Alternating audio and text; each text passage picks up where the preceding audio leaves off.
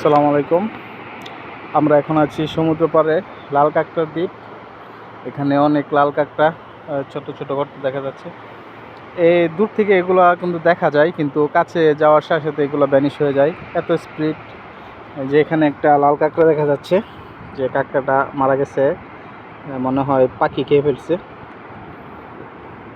এখানে অসংখ্য লাল কাঁকড়া গর্ত আছে, আপনারা হয়তো দেখতে পাচ্ছেন, কিন্তু দূরে দেখা যায় কাঁকড়া আছে, কিন্তু কাছে যাওয়ার সাথে সাথে কাঁকড়াগুলো মিলিয়ে যায়, গর্ততে ঢুকে যায় খুব স্পিডে।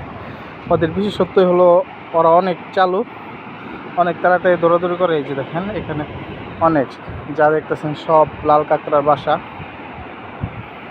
আর এখানে সূর্য অস্ত যাচ্ছে, একটু পরে অস্ত যাবে। আর সমুদ্র ঢেউ,